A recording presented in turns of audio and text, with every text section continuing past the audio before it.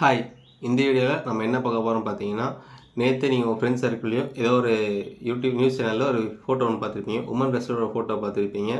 அது யார், அவங்க என்ன அச்சீவ் பண்ணாங்க, அவங்க இப்போ தான் ஃபைனல் போயிருக்காங்க. இந்தியாவில் ஒலிம்பிக் ரெப்ரசன்ட் பண்ணி ஃபஸ்ட்டு ஃபீமேல் ரெஸ்லர் இவங்க தான். அப்படி இருந்து இவங்க லாஸ்ட் 1 இயர் ரொம்ப கஷ்டப்பட்டுருக்காங்க. ஏன் கஷ்டப்பட்டாங்கிறது இந்த வீடியோவில் நம்ம பார்க்க போகிறோம். ஃபஸ்ட்டு அவங்க அச்சீவ் பண்ண என்னென்னு பார்த்தீங்கன்னா, இது வரைக்கும் இந்தியாவை ரெப்ரசன்ட் பண்ணி ஒலிம்பிக்கில் 3 டைம்ஸ் போயிருந்திருக்காங்க. அது மட்டும் இல்லாமல் ஏஷியன் அண்ட் காமன்வெல்த் போட்டிகளில் கோல்டு மெடல் அடித்த ஒரே ஃபீமேல் ரெஸ்லர் இவங்க தான். அப்புறம் வேர்ல்டு ரெஸ்லிங் சாம்பியன்ஷிப்பில் 3 மெடல் வச்சுருக்க ஒரே ஃபீமேல் ரெஸ்லர் இவங்க தான். இவ்வளோ அச்சீவ் பண்ணவங்க ஏன் லாஸ்ட் ஒன் இயர் கஷ்டப்பட்டாங்கன்னு பார்த்தீங்கன்னா, ஜனவரி மாதம் 18ஆம் தேதி 2023 அப்போது டெல்லியில் வச்சு போராட்டம் பண்ணுறாங்க. டெல்லியில் ஃபீமேல் ரெஸ்லர்ஸ், மேல் ரெஸ்லர்ஸ் 2 பேருமே போராட்டம் பண்ணுறாங்க. என்னென்னு பார்த்தீங்கன்னா, அந்த ரெஸ்லிங் ஃபெடரேஷன் ஹெட்டு வந்து பாலியல் தொல்லை கொடுக்குறதா சொல்லி அவங்க போராட்டம் பண்ணுறாங்க. அந்த போராட்டத்தில் மத்திய அரசு உள்ள நாங்கள் பார்த்துக்குறோம், நாங்கள் சமாதானம் பண்ணி போராட்டத்தை கைவிட சொல்லியிருக்காங்க. அவங்க போராட்டத்தை கைவிட்டுட்டு போயிட்டாங்க. ஆனால் அதுக்கப்புறம் எந்த ஆக்ஷன் எடுக்காதனால மறுபடியும் ஏப்ரல் மாதம் போராட்டம் பண்ணுறாங்க.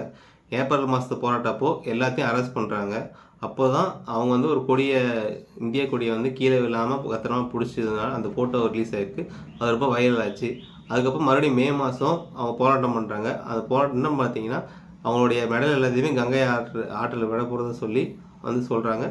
போராட்டம் போகாமல் நான் கங்காயத்தில் விட போகிறேன் அப்படின்னு சொல்லியிருக்காங்க. அப்போ விவசாயிகளோட சங்கம் நீங்கள் கங்காயத்தில் விடாதீங்க, வாங்க போராட்டம் பண்ணாலும் மறுபடியும் எல்லாம் போராட்டம் பண்ணியிருக்காங்க. 40 நாள் போராட்டத்துக்கு அப்புறம் அந்த எம்பியை, அதாவது அந்த ஃபெடரேஷனோட ஹெட்டை அரெஸ்ட் பண்ணியிருக்காங்க. லாஸ்ட் 1 இயராக அவங்க ரொம்ப கஷ்டப்பட்டுருக்காங்க. அதுக்கு போராட்டத்துக்கு அப்புறம் ஒலிம்பிக்ஸ் ரெடி ஆகலாம்னு பார்த்தா அந்த டைம் அவங்க காலில் இன்ஜுரி ஆகிடுச்சு. காலில் இன்ஜுரினால் பெட் ரெஸ்ட் எடுத்துட்டாங்க. அப்போ உங்களுக்கு போக முடியாது அப்படின்ற மாதிரி சொல்லியிருக்காங்க. அதுக்கப்புறம் இல்லை நான் போவேன்ட்டு அந்த இடத்துல 2 கேட்டகரி என்னென்னு பார்த்தீங்கன்னா, அவங்களால 53 கிலோ கேட்டகரியில் போக முடியல. ஏன்னு பார்த்தீங்கன்னா, 53 கிலோ கேட்டகரியில் ஆல்ரெடி பாரிஸ் ஒலிம்பிக்கில் ஜெயிச்ச ஒரு இந்திய ரெஸ்லர் இருந்ததுனால இவங்களால 55 கிலோ கேட்டகரியில் தான் போக முடிஞ்சுது. அதுவும் எப்படின்னு பார்த்தீங்கன்னா, ஆசிய ஒலிம்பிக்கில் பதக்கம் வென்றதுனால அவங்க அந்த கோட்டா உள்ளே போயிட்டாங்க. இப்படி பல போராட்டத்துக்கு அப்புறம் தான் அவங்க ஒலிம்பிக்ஸ் உள்ளே போயிருந்திருக்காங்க. லாஸ்ட் 1 இயராக ரொம்ப கஷ்டப்பட்டு ரெஸ்லிங்கில் போயிருக்காங்க. ரெஸ்லிங்கில் போனதுக்கப்புறம் பார்த்தீங்கன்னா, ஃபஸ்ட்டு மேட்ச்சே பெரிய மேட்ச் அவங்களுக்கு வந்துடுச்சு. யார் கூட பார்த்தீங்கன்னா, இது வரைக்கும் 4 டைம்ஸ் சாம்பியன்ஸ் வென்ற 82 முறை இது வரைக்கும் தோல்வியே பார்க்காத ஜப்பான் வீராங்கனை யுஎஸ் அசாங்கி கூட ஃபஸ்ட்டு மேட்ச் அவங்களுக்கு. ஆனால் ஃபஸ்ட்டு மேட்ச்சில் அதுதான் இருக்கிற பெரிய மேட்ச்சாக அவங்க பார்த்தாங்க. என்னென்னு பார்த்தீங்கன்னா, லாஸ்ட்டு டைமில், அதாவது 0-2 இருந்தது, திருப்பி 3-2ன்னு சொல்லி கடைசி வினாடி வரைக்கும் போராடி அதுக்கப்புறம் ஜெயிச்சு அவங்க ஜெயிச்சு அடுத்த ரவுண்டு போயிட்டாங்க. அடுத்த ரவுண்டுமே பெரிய மேட்ச்சு. அந்த ரவுண்டில் பார்த்தீங்கன்னா 5-7 சொல்லி ஜெயிச்சிருக்காங்க. அதுக்கு அடுத்த மேட்ச்சில் 0-5 சொல்லி ஜெயிச்சுட்டு இப்போ அவங்க ஃபைனல்ஸ் போயிட்டாங்க. அவங்க ஃபைனல்ஸில் கோல் அடிப்பாங்கன்ட்டு எல்லாருமே ப்ரே பண்ணுறாங்க. அவங்க ஏன் எல்லாருமே இவ்வளோ பெருமையாக பேசுகிறாங்க, நிறைய பேர் போயிருக்காங்க அப்படின்னு ஏன் இவ்வளோ பெருமையாக பேசுகிறாங்கன்னா, அவங்க ஒரு சிஸ்டத்தை எதிர்த்து போராடி, இந்தியன் ஃபெடரேஷன் சிஸ்டத்தை எதிர்த்து போராடி இப்போ ஒலிம்பிக்கில் போயிட்டு அங்கே ஜெயிச்சிருக்காங்க.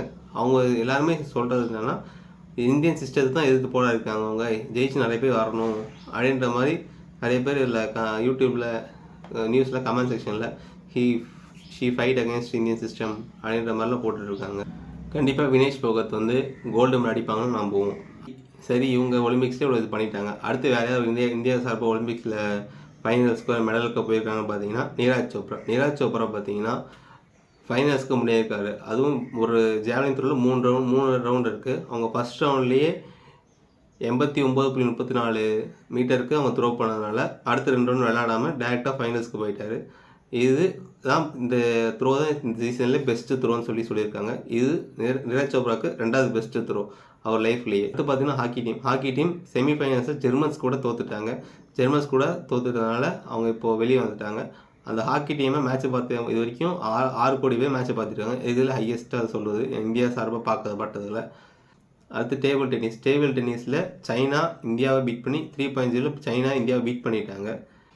இந்த வேளையில் அவ்வளோதான். நம்ம அடுத்து வேறு ஏதாவது வேர்ல்டு லெவலில் அப்டேட்டான நியூஸ் வந்துச்சுன்னா நான் உங்களுக்கு அப்டேட் பண்ணுறேன். சப்ஸ்கிரைப் பண்ணுறேங்க.